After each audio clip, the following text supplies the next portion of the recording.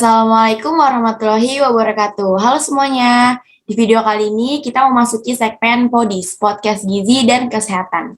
Ada pepatah nih teman-teman yang mengatakan tak kenal maka tak sayang. Maka dari itu, saya akan memperkenalkan diri terlebih dahulu. Perkenalkan, nama saya Ika Wahyuningsih. Dan di sini saya sudah ditemani oleh narasumber sekaligus dosen program studi gizi Fakultas Ilmu-Ilmu Kesehatan Universitas Muhammadiyah Profesor Dr. Hamka, yaitu Ibu Imas Arumsari. Assalamualaikum Ibu Imas, bagaimana Ibu kabarnya? Waalaikumsalam, Alhamdulillah baik. Ika gimana? Alhamdulillah Ibu baik. Nah, pada podcast kali ini kita akan membahas tentang isi piringku. Nah, podcast kali ini itu dapat dikatakan sebagai lanjutan materi nih dari podcast sebelumnya. Jadi, bagi teman-teman yang belum menyaksikan video sebelumnya, dipersilakan nih untuk menonton videonya terlebih dahulu. Baik, apakah teman-teman pernah mendengar slogan isi piringku? Jika belum, maka pada podcast hari ini kita akan mengupas tuntas mengenai slogan isi piringku ini. Pertama-tama nih Bu, mungkin di luar sana banyak ya Bu teman-teman yang belum mengetahui apa itu slogan isi piringku. Nah, boleh nih Bu dijelasin apa sih slogan isi piringku? Oke, baik. Sebagai pengantar ya, kalau isi piringku itu sebenarnya adalah salah satu visualisasi dari pedoman gizi seimbang. Kalau sebelumnya mungkin semasa kita sekolah dulu, kita lebih familiar dengan kata-kata 4 sehat 5 sempurna ya, mungkin ada yang masih ingat. Jadi makanan kita harus ada nasinya, harus ada sayur, harus ada lauk pauk, harus ada buah-buahan plus susu sehingga menjadi 5 sempurna. Nah, itu prinsip yang dulu kita pahami. Tetapi akhirnya prinsip 4 sehat 5 sempurna itu setelah didiskusikan oleh para pakar ternyata sudah tidak sesuai dengan kebutuhan gizi kita. Di situ tidak diatur porsinya, kemudian harus minum susu untuk menjadi sempurna gitu kan. Susu memang penting untuk kita pada kondisi-kondisi tertentu ya, tetapi tidak mutlak harus ada susu. Nah, dari berdasarkan evaluasi tersebut, maka sejak kira-kira di tahun 1995, para ahli di seluruh dunia mendiskusikan bagaimana atau apa nih rekomendasi yang pas untuk seluruh masyarakat di dunia untuk bisa memenuhi kebutuhan gizinya. Nah, muncullah waktu itu namanya Pedoman Umum Gizi Seimbang atau PUGS disingkatnya. Nah, untuk Indonesia sendiri, PUGS yang didiskusikan secara global ini kita adakan kongres waktu itu di tahun 2014 sehingga kita mengenal yang namanya Pedoman Gizi Seimbang atau PGS. Nah, salah satu visualisasi dari PGS, salah dua ya, ada dua visualisasi PGS itu. Yang pertama adalah tumpeng gizi seimbang yang menunjukkan ada urutan jumlah yang tubuh kita butuhkan, mulai dari makanan pokok sampai kepada gula garam lemak. Kemudian visualisasi yang kedua selain tumpeng gizi seimbang adalah isi piringku. Nah, isi piringku ini lebih kepada visualisasi gambaran piring yang ideal dalam satu kali makan. Di dalamnya ada bahan makanan pokok, ada sayur, ada buah, dan ada lauk pauk. Begitu, Ika. Oke, baik Ibu. Lalu, apakah isi piringku ini nih sudah memenuhi daripada gizi seimbang tersebut?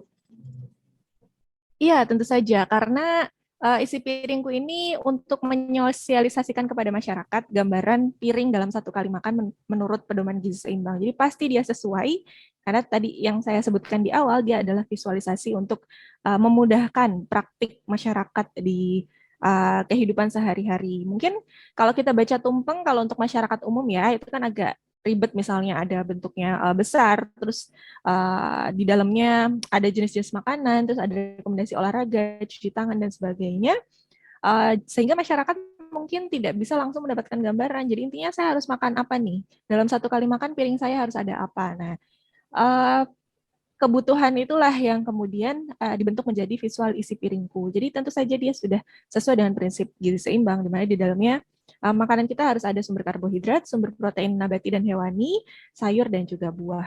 Gitu. Nah, baik. Lalu kan tadi yang sudah Ibu sebutkan tentang 4 sehat 5 sempurna. Mungkin di luar sana mengetahuinya itu campaign tentang 4 sehat 5 sempurna. Nah, apa sih Bu perbedaan antara slogan isi piringku dengan 4 sehat 5 sempurna? Oke, baik. Perbedaan antara 4 sehat 5 sempurna dan isi piringku. Pertama, di 4 sehat 5 sempurna kita tidak mengatur porsi. Yang penting kita makan nasi, sayur, lauk, buah-buahan, susu gitu ya. Tapi tidak mengatur nasinya harus berapa banyak, sayurnya misalnya seberapa banyak, apakah cukup misalnya dengan hanya 1 sendok. Nah, itu sama sekali tidak diatur di prinsip 4 sehat 5 sempurna. Kemudian yang kedua, 4 sehat 5 sempurna juga mengharuskan kita untuk minum susu sebagai pelengkap atau penyempurna dari pola makan kita sehari-hari. Nah, kalau susu mungkin bisa kita minum dan itu bagus ya, uh, terutama pada kondisi-kondisi tertentu, misalnya untuk ibu hamil atau ketika kita membutuhkan asupan energi yang atau asupan zat gizi yang harus berlebih, bukan harus berlebih. Kita membutuhkan asupan gizi lebih, asupan gizi dalam jumlah yang banyak sehingga harus dikompensasi atau harus uh, dilengkapi dengan susu. Jadi dalam beberapa kondisi susu memang perlu, tetapi tidak harus. Kemudian yang selanjutnya, 4 sehat 5 sempurna tidak mengatur asupan gula garam lemak. Jadi tidak ada aturan tuh, misalnya dalam satu hari kita diperbolehkan makan gula berapa, makan garam berapa, makan lemak berapa. Itu tidak ada panduannya. Kemudian yang selanjutnya di 4 sehat 5 sempurna kita juga tidak mengatur pola hidup bersih dan sehat dan juga aktivitas fisik, dan satu lagi minum air putih ya. Kalau di pedoman gizi seimbang itu semua diatur.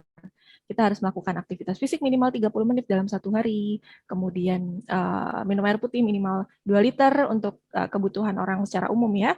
Kemudian yang satu lagi praktik hidup bersih dan sehat, salah satunya dengan mencuci tangan sebelum makan. Begitu Ika perbedaannya. Oke, baik. Lalu bagaimana nih Bu aturan sekali makan yang sesuai dengan slogan isi piringku? Oke, kalau teman-teman buka isi piringku, boleh dicari di Google ya. Ada banyak sekali media-media campaign yang dibuat sama pemerintah terkait dengan visualisasi isi piringku. Dan sekarang juga yang menarik, campaign-campaign isi piringku ini tidak hanya terbatas pada media-media uh, terbatas di bawah Kementerian Kesehatan saja, misalnya yang hanya bisa diakses oleh akademisi atau orang yang memang punya akses ke internet. Tapi kita juga bisa melihat campaign isi piringku ini di beberapa fasilitas umum. Salah satunya di KRL, mungkin teman-teman pernah lihat ya. Nah, di situ kalau kita lihat visualisasi isi piringku, jika kita mengumpamakan piring itu sebagai satu lingkaran yang utuh ya. Nah, kalau dari lingkaran yang utuh itu 2/3 dari setengah piring, jadi kalau piringnya kita bagi dua, kemudian kita ambil 2/3-nya di satu bagian. 2/3 itu artinya sepertiga dikali dua ya, jadi piringnya berarti dibagi 6 dulu nih. Piringnya dibagi 6, terus dua potong dari 6 potong, 2 potong dari 1/6 atau satu piring yang sudah kita potong 6, tapi kita ambil 2 potongnya, nah itu diisi dengan sumber karbohidrat atau makanan pokok.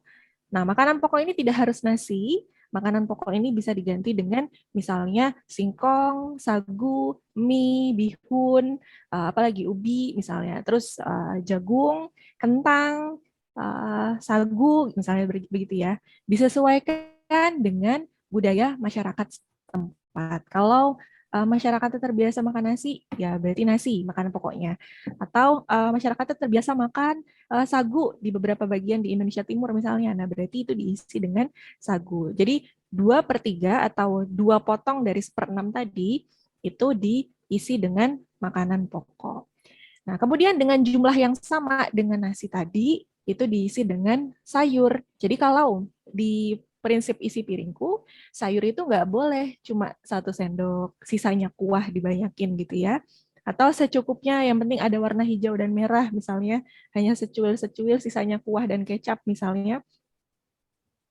Nah, itu piringku, jumlah sayur itu sama dengan jumlah makanan pokok. Jadi kalau makanan pokoknya tadi eh, 2/3 dari setengah atau 2 potong dari 1/6 tadi, maka sayurnya pun jumlahnya juga harus sama.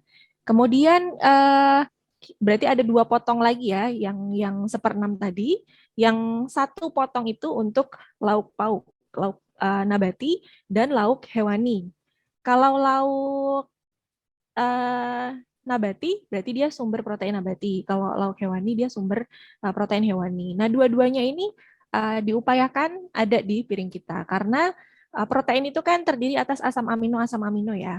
Kalau kita hanya makan dari sumber pangan nabati saja, ada beberapa asam amino yang tidak kita dapatkan dari protein nabati tersebut. Jadi harus dilengkapi dari protein hewani. Nah, itu porsinya adalah 1 potong dari 1/6 isi piringku tadi. Kemudian sisanya, kan tinggal 1 potong 1/6 lagi ya, sisanya itu diisi dengan buah. Nah, tadi saya belum menyebutkan contohnya ya, misalnya lauk nabati dan lauk hewani itu contohnya apa. Kalau lauk nabati, itu bisa kita peroleh dari kacang-kacangan. Misalnya tahu tempe, terus tofu, terus lagi kacang-kacangan yang lain sesuai dengan selera ya.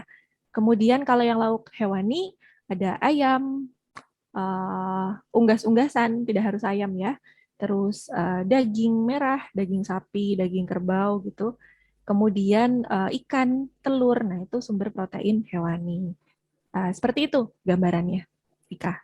Ya, baik. Lalu, kapan nih, Bu, aturan makan dari slogan isi piringku ini dapat diterapkan? Oke, idealnya isi piringku ini diterapkan dalam setiap kali kita makan. Dalam 1 hari, kita direkomendasikan makan 3 kali makan utama dan 2 kali selingan ya. Jadi, sebaiknya isi piringku ini dianjurkan untuk dikonsumsi setiap kita makan. Nah, sisa kebutuhan gizi kita bisa dilengkapi dari cemilan atau snack. Misal nih, dalam 1 piring kan tadi isi piringku mengajarkan bahwa di piring kita 1/6-nya itu harus ada buah. Nah, misalnya dalam 1 kali makan, perut kita sudah terlalu kenyang nih, sehingga tidak bisa langsung makan buah di situ, karena kebanyakan nanti begah, atau karena begah akhirnya jadi mual dan tidak habis makanannya. Nah, buahnya itu bisa kita simpan, bisa kita makan ketika waktu snack. Kalau dalam 1 hari, direkomendasikan snack itu setiap jam 10 dan jam 3 sampai jam 4. Intinya ada 2 kali snack, 1 snack untuk brunch antara sarapan dan makan siang, dan 1 snack lagi di sore hari gitu. Jadi memang dianjurkan isi piringku ini diaplikasikan setiap kali kita makan. Begitu, Ika. Oh, baik. Jadi setiap kita makan, kita harus menggunakan isi piringku ya, Bu. Lalu, apa nih, Bu, yang akan terjadi jika porsi makanan kita ini tidak sesuai dengan aturan dari slogan isi piringku? Oke, akibat yang terjadi mungkin karena pedoman gizi seimbang ini sangat mengutamakan konsep gizi seimbang, di mana tidak ada satu bahan makanan pun yang superior di antara yang lainnya. Jadi kita sangat dianjurkan untuk makan makanan yang beragam. Dari makan makanan yang beragam itu, kita bisa mendapatkan variasi zat gizi yang Masya Allah lumayan banyaknya ya. Kalau misalnya kita miss atau kekurangan di salah satu zat gizi, tentu itu akan berdampak kepada tubuh kita. Tergantung defisiensinya atau kekurangannya di zat gizi apa. Kalau di karbohidrat ya berarti kita kekurangan sumber tenaga, tubuh jadi lemas gitu ya. Kalau misalnya di protein nabati dan hewani, karena protein itu adalah zat pembangun ya, uh, kalau di triguna makanan, karena dia zat pembangun, kalau kita kekurangan protein ya berarti tubuh kita tidak bisa membangun sel-sel yang rusak sehingga pertumbuhan menjadi terganggu, perkembangan menjadi terganggu. Tidak hanya pertumbuhan secara fisik, tetapi juga perkembangan sel-sel yang ada di dalamnya. Salah satunya misalnya kalau di pelajar atau mahasiswa ya berarti kaitannya dengan kecerdasan, fungsi kognitif. Nah, itu sangat membutuhkan protein. Kemudian kalau kekurangannya di sayur dan buah. Nah, sayur dan buah ini kan ada zat gizi penting di dalamnya yang harus kita ingat. Pertama, serat.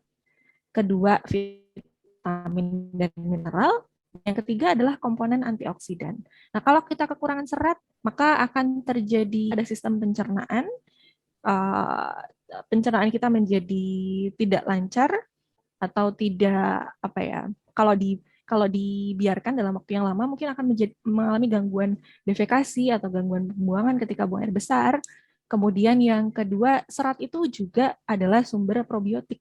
Probiotik ini adalah sumber pangan bagi bakteri-bakteri baik yang ada di perut kita. Jadi kita ini hidup tidak sendiri, di perut kita ada bakteri-bakteri baik, di mana bakteri baik itu membantu kita menyeimbangkan metabolisme tubuh, dan yang kedua adalah dia memiliki fungsi sebagai imunitas. Jadi bakteri baik itu juga merangsang sistem imun kita untuk bisa peka nih terhadap virus atau bakteri, salah satunya misalnya COVID-19.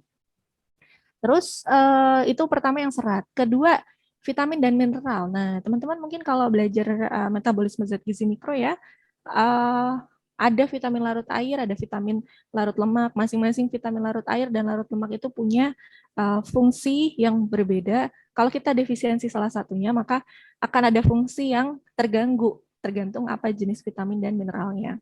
Kemudian yang ketiga, antioksidan. Antioksidan ini memiliki fungsi sebagai penangkal atau penetralisir dari radikal bebas. Kenapa kita harus menetralisir radikal bebas? Radikal bebas ini pasti akan selalu ada di tubuh kita, dan tergantung yang diserang bagian mana. Kalau misalnya yang diserang kulit atau ya kulit ya misalnya ya, maka akan terjadi penuaan dini. Terus kalau yang diserang adalah organ-organ vital misalnya di jantung, paru-paru misalnya ya, radikal bebas itu juga bisa berdampak pada penyakit-penyakit tidak menular. Kalau di jantung ya berarti penyakit jantung koroner, pembuluh darah berarti gangguan penyakit kardiovaskuler. Terus kalau di paru-paru berarti ada, nanti kalau terlalu banyak radikal bebas maka akan terjadi infeksi paru atau penyakit paru kronik misalnya. Nah, itu intinya kalau kita makan di isi piringku atau pedoman gizi seimbang secara umum ya, kita dianjurkan untuk mengkonsumsi pangan yang beragam. Dari pangan yang beragam itu kita bisa mendapatkan zat gizi yang juga beragam. Tentu kalau kekurangan salah satunya tidak tentu akan mengganggu sistem metabolisme tubuh kita. Begitu Ika. Baik Ibu. Mungkin itu saja pertanyaan-pertanyaan yang pembahasan kita pada hari ini ya Bu ya. Maka saya akan menyimpulkan nih Bu, dari pembahasan kita mengenai isi piringku hari ini. Jadi, isi piringku merupakan visualisasi sebagai gizi seimbang gitu ya Bu. Lalu perbedaannya dari isi piringku dengan 4 sehat 5 sempurna, kalau 4 sehat sempurna ini tidak mengatur porsi, lalu dia juga mengharuskan minum susu untuk penyempurna, lalu 4 sehat 5 sempurna ini tidak mengatur gula darah lemak, lalu sedangkan di pedoman gizi seimbang ini dia mengatur tentang aktivitas fisik, lalu juga aturan sekali makannya gimana gitu ya Bu. Lalu aturan sekali makan di isi piringku, yang pertama 2/3 setengah piring diisi dengan makanan pokok yang berupa karbohidrat, lalu 2/3-nya diisi dengan sayuran, lalu 1 potong, lalu selanjutnya ada nabati dan hewani, lalu ada buah-buahan ya Bu. Nah, akibat yang terjadi ketika kita kekurangan sumber gizi gitu ya Bu, kita akan kekurangan sumber tenaga dan juga terjadi gangguan-gangguan di dalam tubuh kita ya Bu. Iya, benar banget Ika. Nah, jadi seperti itu ya teman-teman pembahasan kita kali ini mengenai slogan isi piringku. Semoga podcast yang sudah teman-teman tonton dan dengarkan ini dapat bermanfaat dan menambah wawasan teman-teman mengenai isi dari slogan isi piringku. Selanjutnya nih saya ingin mengucapkan terima kasih kepada Ibu Imas karena sudah bersedia meluangkan waktunya untuk menjadi narasumber di podcast kali ini. Nah, selain itu kami juga akan mengadakan kuis nih teman-teman yang berisi materi-materi pada podcast yang sudah kita bahas, dan tentunya akan ada hadiah nih untuk teman-teman yang dapat menjawab kuis tersebut dengan cepat dan tepat. Untuk informasi lebih lanjut mengenai kuis dan informasi-informasi kesehatan dan gizi lainnya, teman-teman bisa langsung mampir ke sosial media Himpunan Mahasiswa Gizi Fakultas Ilmu Kesehatan Universitas Muhammadiyah Profesor Dr. Hamka yang ada di description box di bawah ini. Jangan lupa untuk subscribe channel YouTube Himagizi Uhamka serta like dan komen video podcast kali ini. Sampai jumpa lagi teman-teman di video-video podis selanjutnya. Wassalamualaikum warahmatullahi wabarakatuh.